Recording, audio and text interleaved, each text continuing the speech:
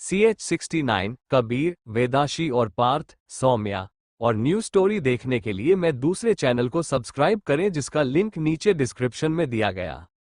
अब तक रघुवंशी परिवार को भी वेद और श्री के शादी का सच पता चल चुका था। अब आगे अमरजीत जी सब की तरफ देखकर बोले, हम चाहते हैं कि हमारे कबीर की शादी वेदाशी बेटा जी से हो। अमरजीत जी की बात सुनकर कबीर और वेदाशी हैरानी से उनकी तरफ देखने लगे। वही सब लोग भी हैरान हुए, पर फिर उनके फेस स्माइल आ गई। राज जी अमरजीत जी की तरफ देखकर बोले, ये तो बहुत अच्छी बात तूने कही है। हमारी प्रिंसेस के लिए कबीर बेटे से अच्छा कोई नहीं होगा। हमें ये रिश्ता मंजूर है, पर हम चाहते हैं कि इसमें दोनों बच्चों का मर्जी शामिल हो। ये बोलकर राज जी कबीर और वेदाशी की तरफ देखने लगे और सबकी नजरें भी उन दोनों पर चली गई। वही कबीर जब सबको अपनी तरफ देखा पाया तो उसने एक नजर वेदाशी को देखकर अपने नाना जी से बोल, हमें इस रिश्ते से कोई प्रॉब्लम नहीं है, हम इस शादी के लिए तैयार हैं, पर आप वेदाशी से पूछ लीजिए। वही उसकी बात सुनकर सब लोग खुश हो गए। अब सबकी नजर वेदाशी पर थी और वही वेदाशी हैरानी से अभी तक बैठी थी। उसने खुद को संभाल और अपने इमोशंस को काबू करते हुए अपना सिर नीचे करके धीरे से बोली, हम तैयार हैं शादी के लिए, हमें भी कोई प्रॉब्लम नहीं है। वही उसकी हाँ सुन के सब लोग खुश हो गए तो राज जी अमरजीत जी को खुशी के साथ एक साथ बोले, अरे वाह, ये तो बहुत बढ़िया बात है। अब तो हमारे घर में डबल नहीं ट्रिपल खुशियां एक साथ आए हैं। एक साथ तीन तीन शादियां होंगी। जाए बहू मुंह मीठा करने के लिए तो लाइए। और वहीं उनकी बात सुनकर जानकी जी सावित्री जी दोनों लोग उठकर किचन में मिठाइयां लेने चले गए और लाके सबका मुंह मीठा कराया।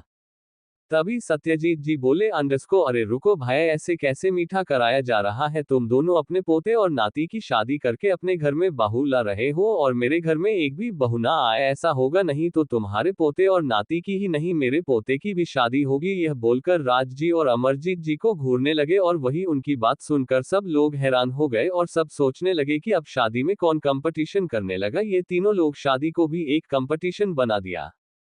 वही सत्यजीत जी की बात सुन के राज जी हंसते हुए बोले, अब बुढ़े तो कहाँ से लाएगा लड़की अपने पोते के लिए? ये बोलकर हंसने लगे। वही उनकी बात सुनकर सत्यजीत की घूरते हुए के बोले, कौन कहता है लड़की नहीं है? लड़की यहीं पर है, वे कोई और नहीं सौम्या बेटा है। सत्यजीत जी की बात सुनकर सौम्या जो मजे से स्नैक्स खा रही थी उसके गले में ही अटक गया और वह जोर जोर से खांस नहीं लगी। उसके पास बैठी श्री ने जल्दी से उसका बैग सहलाते हुए उसको पानी दिया। वही सबकी नजर सौम्या पर चली गई। सौम्या ने अपने आप को संभाल और सत्यजीत जी को देखने लगे। वही सत्यजीत की उसकी तरफ देखते हुए बड़ी आशा से पूछा, सौम्या बेटा, क्या आप हमारे पार्थ से शादी करेंगी? यह बोलकर बड़ी आशा के साथ सौम्या को देखने लगे। वही सबकी नजर भी सौम्या पर थी और वही सौम्या को समझ में नहीं आ रहा था को जवाब क्या दे। ये देखकर श्री जो उसके पास में बैठी थी वो सब की तरफ देखकर बोली, पहले यह बात मिस्टर सिंघानिया से कर लीजिए कि वो सौम्या से शादी करना चाहते हैं या नहीं। उसकी बात सुनकर सबको सही तो सत्यजीत जी बोले, ठीक है गुड़िया, हम पार्थ बात करेंगे, पर हम चाहते हैं कि सौम्या बेटा ये शादी करना चाहती हैं या नहीं। अगर नहीं करना चाहती तो उनके कोई भी फोर्स नहीं करेगा। वहीं उनकी बात सुनकर श्री अब चुप हो गई तो सौम्या ने सत्यजीत जी को देखते हुए बोली, हम शादी के लिए तैयार हैं, पर उससे पहले हम पार्थ जी को जानना चाहते हैं। ये बोलकर शांत हो गई। उसकी हाँ सुन के सबके फोटो पर स्माइल लगे और वही श्री बिल्कुल शांत बैठी थी। उसके पास बैठा वेद उसने श्री के हाथ को अपने हाथ में लेकर उसको शांत रहने का इशारा किया। और ऐसा नहीं है कि श्री नहीं चाहती कि पार्थ की शादी सौम्या के साथ हो। वे जानती थी कि पार्थ सौम्या के लिए सही है, पर फिर भी उसको लग रहा था कि सौम्या और पार्थ की शादी की बात बहुत जल्दी हो रही है।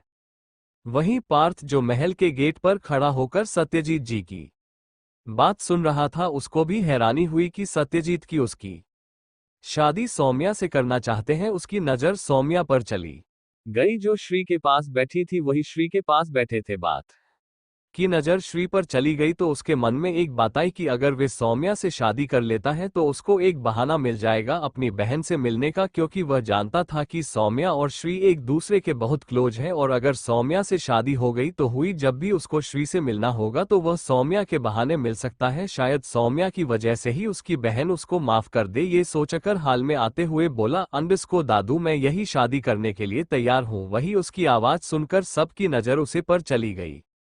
वही सबकी नजर पथ पर चली गई और वही सत्यजीत जी ने जब पार्थ का हाँ सुना तो वे खुश हो गए और खुशी से बोले अंडस्को लो हो गया फैसला, तो हमारे घर में भी शादी होगी, तो अब से 3 शादियों की तैयारी नहीं कर शादियों की तैयारी होगी। वहीं उनकी खुशी देखकर सबके होठों पर स्माइल आ गई।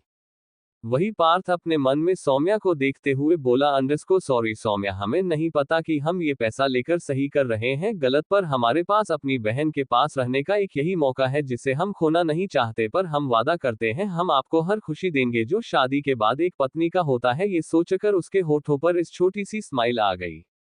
श्री अपने मन में सोते हुए बोली अंडस्को हमें नहीं पता यह सही हो रहा है या गलत, पर इतना तो पता है कि आप कभी सौम्या के साथ गलत नहीं करोगे। आशा करते हैं कि जो आपने हमारे साथ किया वह अपनी पत्नी के साथ कभी मत करना, किसी और के बातों में आकर अपनी पत्नी पर कभी शक मत करना या उसको गलत मत समझना और हमेशा सौम्या का साथ देना, यही आशा करते हैं आपसे। ये सोचकर उसके भी फोटो बहुत छोटी सी स्माइल आ गई और अपने परिवार की खुशी में खुश हो गई, क्योंकि बहुत दिनों बाद सबके साथ खुश होने का मौका मिल रहा था उसको। उसके पास खुशी तो थी, परिवार भी था, पर तब भी कोई ना कोई कमी तो उसके जीवन में था, पर आज वह बहुत खुश थी और अपने आप को बहुत हल्का महसूस कर रही थी। हर हर महादेव। फोल्डेड हैंड्स स्टोरी अच्छी लगी हो तो लाइक शेयर कमेंट फॉलो करें। आज के लिए बस इतना ही, मिलते हैं नेक्स्ट एपिसोड में, तब तक के लिए सभी को राधे राधे। ये क्रेडिट होकर त्रिपाठी को जाता है जिनका लिंक नीचे डिस्क्रिप्शन में दिया गया है।